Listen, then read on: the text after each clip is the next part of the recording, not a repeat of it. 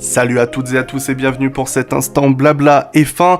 Et juste avant de commencer, comme vous pourrez le constater, le son devrait sembler un petit peu plus bizarre que d'habitude, mais ça reste quand même audible à mon avis.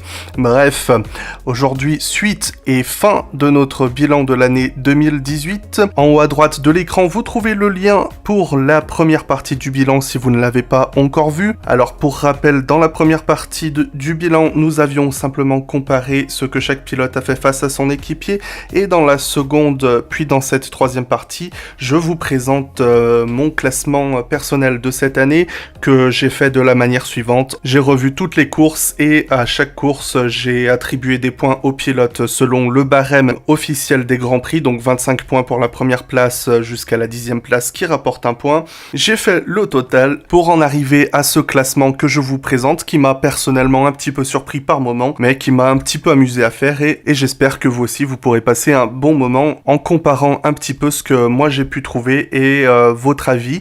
Si vous voulez vous amuser, vous pouvez le reproduire à la maison, ce n'est pas dangereux, sauf peut-être pour le cerveau parce que ça fait faire un petit peu de mathématiques. Donc aujourd'hui on va regarder le top 10 de mon classement et on commence tout de suite avec Kevin Magnussen qui se classe en 10e position. Alors Kevin Magnussen, c'est un pilote qui était très critiqué les saisons précédentes et cette année il n'a pas été exempt d'incidents, mais il y en a eu beaucoup moins. J'en ai relevé deux avec Gasly à Bakou et évidemment celui dont on a beaucoup parlé avec Charles Leclerc au Japon. Et dans l'ensemble, Kevin Magnussen, il réussit à joindre les deux bouts. Il a fait une très bonne première partie de saison en Australie, à Bahreïn ou en Espagne, en Autriche. Enfin, il était toujours à la meilleure position possible en vue de la voiture qu'il avait. C'était une bonne première partie de saison. Dans la deuxième partie, il a été un petit peu plus éclipsé par Grosjean. Mais comme on le sait, Grosjean a eu une saison assez chaotique. Donc c'est pourquoi la constance de Magnussen le permet de terminer devant au classement avec une saison au final assez moyenne mais plutôt positive puisque beaucoup d'experts et d'observateurs ont été agréablement surpris par Magnussen cette saison. Donc c'est un très bon signe pour le Danois. En 9e place de ce top 10, j'ai placé Sebastian Vettel. C'était une saison, comme on le sait, assez désastreuse sur la fin notamment, mais la saison a commencé de la meilleure manière possible. On avait vraiment l'impression de retrouver le Sebastian Vettel de ses grands jours, mais au fil de la saison, il a accumulé des erreurs que Hamilton n'a pas fait et a donc eu les conséquences que l'on sait. C'est vrai qu'il y a eu des belles courses de Vettel cette année. J'ai relevé, donc surtout sur la première partie, il y a eu le Grand Prix du Canada où il a été absolument dominateur, ou sur les premières courses de la saison où il était vraiment au sommet de sa forme. Mais Vettel, il a eu autant de hauts que de bas cette saison. On peut parler notamment de Bakou. Pour moi, ça a vraiment commencé là où il a perdu beaucoup de points en tentant un freinage beaucoup trop tardif en fin de course sur Bottas. Un accrochage en France, sa sortie de piste en Allemagne et puis toutes ces boulettes de fin de saison. Et pourtant, je sais que certains ne veulent pas le reconnaître, mais Vettel a le talent suffisant pour être un champion du monde. Il l'a prouvé, et ceux qui diront que quand il était champion du monde, c'est parce qu'il avait la meilleure voiture. Il faut rappeler que en 2007, en 2008, et même en 2009, où il s'est battu pour le titre, il n'avait pas la meilleure voiture et il délivrait des super performances. Je me permets de rappeler également qu'il y avait un super dépassement qu'il a fait cette année sur Hamilton, justement, Vettel en Autriche, un super dépassement. Donc Vettel, il a les capacités, il s'agit juste maintenant de mettre tout ça bout à bout. En 8e position, j'ai placé Esteban Ocon. Ocon a eu dans l'ensemble une saison sans grand éclat, si je puis dire. Sans grand éclat en apparence. On peut penser, à l'exception évidemment de sa P3 en qualif en Belgique. Mais encore une fois, on a vu dans son duel face à Perez que sur tous les points, il a battu Perez cette saison, sauf au classement général. En course, Ocon a battu Perez 9 fois contre 5 quand ils ont pu être comparés. En qualification, il l'a battu 16 fois contre 5, et pour rappel, Ocon a eu 6 abandons contre 2 pour Perez, et si on fait la moyenne de points qu'ils ont marqués par course terminée, Ocon est devant Perez pour 0,01 point.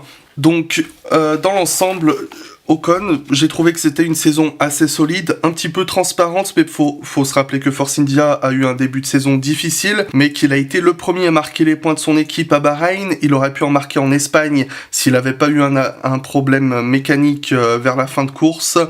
Il ne faut pas lui enlever cependant qu'il a eu quelques accidents cette saison qui étaient complètement évitables à mon avis, en Azerbaïdjan et en France notamment, et évidemment comment ne pas mentionner le Grand Prix du Brésil qui a fait tâche sur son bilan de cette saison, mais dans l'ensemble, Ocon, pour moi ce qui le qualifie le mieux, c'est un terme que les Anglais ont inventé en l'appelant Oconsistency, donc voilà, en faisant un jeu de mots sur le fait qu'il soit consistant, qu'il soit régulier. Donc moi je trouve que c'est un bon pilote, que c'est très dommage qu'il soit pas là l'année prochaine et j'espère qu'il sera bientôt de retour. En 7ème position de mon top 10, c'est un pilote qui passe sous le radar d'année en année et qui pourtant a également terminé 7ème au championnat pilote cette année, c'est évidemment Nico Hülkenberg. Le cas Nico Hülkenberg, c'est un cas extrêmement intéressant que je vais lui consacrer une chronique à l'avenir parce que c'est assez particulier. Hülkenberg, il a eu un début de carrière où il était pratiquement promis à un bac chez Ferrari et là il détient le triste record du pilote qui a fait le plus de départs en Grand Prix sans monter une seule fois sur le podium. Mais pour revenir sur sa saison, la saison d'Hülkenberg a été vraiment très solide. Dans l'ensemble, une saison très solide pour Hülkenberg. Pour rappel, il a battu 13 fois contre 8 Sainz en qualification et 8 fois contre 4 en course. Hülkenberg n'a pas été parfait cette saison, loin de là. On peut relever notamment le Grand Prix d'Azerbaïdjan où il s'est tout bêtement mis dans le mur tout seul pour la 2e année de suite sur le même circuit. Et évidemment le Grand Prix de Belgique où il a fait une erreur tellement inconcevable que tout le monde a pensé qu'il avait un problème de frein alors qu'il a simplement fait une erreur toute bête. Hülkenberg, dans l'ensemble, il y a beaucoup de positifs à retenir. Il a eu beaucoup plus de malchance que Sainz d'un point de vue mécanique. Hülkenberg aurait pu marquer plus de points cette année sans tous ces problèmes. Et je pense qu'il mérite qu'on s'intéresse plus à lui. En 6ème position de ce top, un pilote que personnellement je n'aurais jamais placé aussi haut si je n'avais pas revu toute la saison et que je trouvais qu'on avait un petit peu trop sur-hypé cette saison, c'est Pierre Gasly. C'est un cas assez particulier puisque comme on le sait, il n'avait pas la meilleure voiture, il n'avait pas le meilleur coéquipier face à lui pour être comparé, mais il y a eu beaucoup de coups d'éclat. Parmi les plus gros, évidemment, il y a Bahreïn, il y a Monaco, il y a la Hongrie, il y a eu beaucoup d'éclats, d'autres qui sont un petit peu plus passés sous le radar pour moi en Belgique, parce que en Belgique, il a marqué 1 point sur un circuit où il partait déjà très loin et sur un circuit de vitesse, et on sait que Toro Rosso, Honda, les lignes droites, c'est pas vraiment leur truc. Donc dans l'ensemble, j'ai trouvé que c'était une saison assez solide. Je suis encore sceptique sur lui, mais je pense qu'on aura très rapidement une vision plus précise sur ses réelles capacités l'année prochaine face à Verstappen chez Red Bull. On entre dans le top 5 de ce classement. C'est Alonso qui termine donc mon classement en 5e position avec 137 points. Alonso, comme on le sait, c'était une saison difficile avec McLaren, mais Alonso, dès l'instant qu'il y a une opportunité à prendre, on le connaît, il la prend. Donc malgré le fait que Alonso avait la tête divisée entre le WEC et la Formule 1, je trouve que ça ne l'a absolument pas empêché de performer en Formule 1 et d'absolument détruire son équipier. Alors on sait que il avait plus ou moins le statut de numéro 1 non officiel de l'équipe et donc que ça lui a conféré quelques petits avantages en termes de l'évolution de la voiture, mais ça n'enlève rien aux performances qu'il a pu faire cette année, comme à Singapour, comme en Azerbaïdjan. L'Azerbaïdjan, pour moi, le Grand Prix d'Alonso en Azerbaïdjan, c'est un des plus beaux Grands Prix qu'un pilote ait fait cette saison. Pour rappel, il a terminé le premier tour sur 2 roues, avec 2 roues crevées, et je ne sais pas s'il y aurait eu beaucoup de pilotes qui auraient eu la force mentale de ramener la voiture au stand sur 2 roues, et combien en auraient eu les capacités de le faire, et non pas seulement juste pour terminer la course, mais pour terminer la course 7ème. Donc Alonso, une saison très solide, et pour moi, il a vraiment montré qu'il n'avait n'avait rien perdu de son talent, sinon qu'il ne s'était encore plus amélioré qu'avant. Voilà, en 4e position de ce top, j'ai placé Charles Leclerc. Un peu comme Pierre Gasly, je pense que c'est un pilote qui n'a pas profité d'une très bonne voiture, du moins sur la première partie de saison, et particulièrement d'un équipier très coriace, en tout cas suffisamment coriace pour lui faire de l'ombre. On verra mieux ce qui vaut réellement l'année prochaine, mais on a déjà vu dans les catégories précédentes que Leclerc c'était un très très bon. On a vu qu'il savait rouler vite en qualif, il a battu Ericsson 17-4, en course il l'a battu 9-3, et on l'a vu faire de très belles manœuvres cette saison, notamment son dépassement sur Magnussen en Russie qui était vraiment super. En 3e position de ce top, un pilote que je n'aurais jamais pensé placer aussi bas cette saison, comme quoi ça m'a aidé de revoir toute la saison. C'est un pilote qui est entré dans la légende cette année, c'est Lewis Hamilton, qui est donc sur la 3e marche de mon podium cette année avec 177 points. Alors pourquoi seulement 3e Hamilton ? Pour moi, Hamilton, il a fait une super saison, il y a aucun doute là-dessus, ça a été un des meilleurs pilotes cette année, il a eu une manière absolument magistrale de gérer la pression, il n'a pas fait la moindre erreur, ou si on veut lui imputer une erreur, il y a eu une erreur pendant les qualifications en Allemagne qui lui aurait causé des problèmes sur sa voiture et l'aurait fait partir de la 14e place, mais c'est vraiment pour moi le seul gros point noir de la saison d'Hamilton, c'est dire à quel point il n'y a pas grand chose à lui reprocher. Il a eu un départ très difficile Hamilton cette année, il a un peu pataugé au départ, il a eu de la malchance, on peut pas lui enlever ça. En Australie, il perd simplement la victoire à cause de la virtual safety car. À Bahreïn et en Chine, il a eu des petits soucis, mais des grands prix comme le Canada par exemple, où on a l'habitude de le voir au sommet de sa forme, il était pas là. Et pourtant, Hamilton, il a fait des super courses comme en Angleterre, comme en Allemagne. Et je sais que beaucoup diront que c'est trop facile de gagner un championnat du monde avec un coéquipier qui sert de tapis en gros. Mais bon, je ne suis pas d'accord parce que c'est pas très gentil pour Bottas. Moi, j'aime bien Bottas. Mais bref, même si on enlève les quelques fois où Bottas l'a aidé, la Hongrie, on peut dire évidemment la Russie, l'Italie, le Brésil. Et même pour être de très mauvaise foi, on peut même dire que Bottas l'a aidé en Azerbaïdjan en lui donnant la victoire. Même si on enlève tous ces points, Hamilton, il reste champion du monde avec une marge de 88 points. Donc voilà, Hamilton pour moi, ça a été un des meilleurs pilotes cette saison. Mais je pense qu'il y a eu meilleur, ou du moins qu'il y a eu plus impressionnant. Aussi, je pense que ce qui a un petit peu pénalisé Hamilton dans mon classement, c'est le fait que j'ai vraiment pris le plus possible une vision d'ensemble sur chaque Grand Prix. Et évidemment, quand il y a des Magnussen, il y a des Alonso, il y a des Gasly, il y a des Leclerc qui font des très belles courses pendant le même Grand Prix, j'ai tendance à plus privilégier les petits couteaux plutôt que ceux qui auront la grosse voiture. Il ne reste que 2 pilotes dans ce top et ils sont de la même équipe. Donc en 2e position, j'ai placé Daniel Ricciardo. Pour moi, Ricciardo a fait vraiment une saison sensationnelle, une très belle saison. Et comme on le sait, il a beaucoup souffert Ricciardo cette saison, beaucoup d'abandon.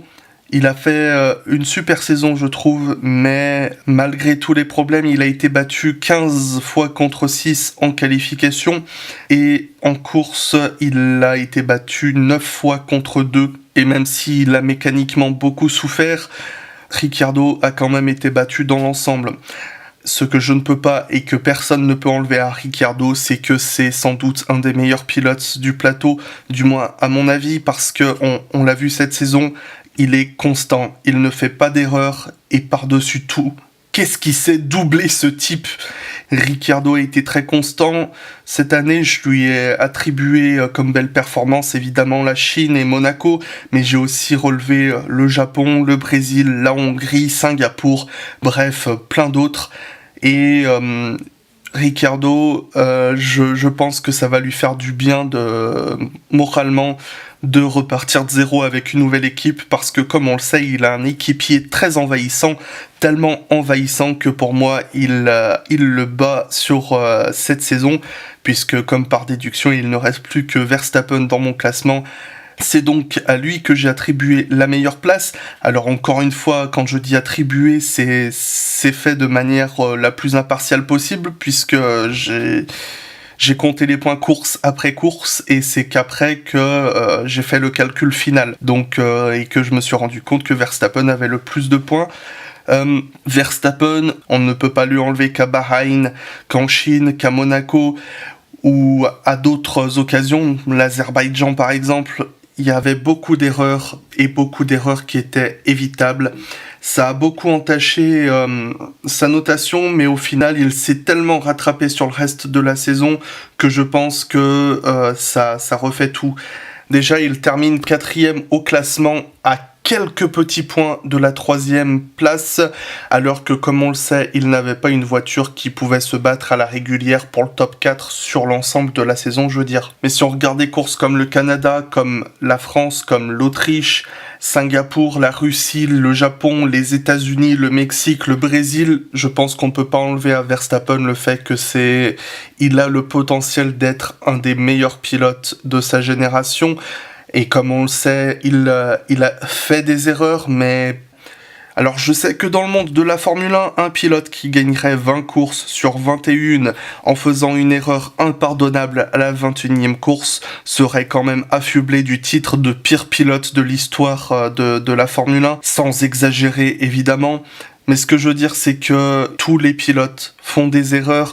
Ce qui va faire la différence, c'est le nombre d'erreurs par rapport au nombre de réussites. Et sur l'ensemble de la saison, je pense que Verstappen a mérité d'être considéré comme un des meilleurs pilotes cette saison. Alors ici évidemment, pour le rappeler, ce n'est que le résultat de mon expérience mathématique, mais je ne pense pas être trop loin de la réalité. Bref, je cesse de me justifier sur les résultats de mon classement. Merci à tous d'avoir suivi l'ensemble de ce bilan, à ceux qui sont arrivés en cours de route, et je vous donne rendez-vous déjà vendredi pour quelques actus F1, s'il y en a quelques croustillantes à se mettre sous la dent. Comme je l'avais dit, c'est assez compliqué pendant l'hiver, et sinon moi je vous retrouve mardi pour une vidéo un petit peu particulière, puisque mardi prochain c'est une date un petit peu particulière dans notre calendrier grégorien, donc je vous donne rendez-vous mardi prochain, et d'ici là vous pouvez bien évidemment vous abonner pour ne rien manquer des prochaines sorties, nous suivre sur Facebook et Instagram, les liens sont dans la description, et je vous donne rendez-vous très bientôt pour un autre instant Blabla F1.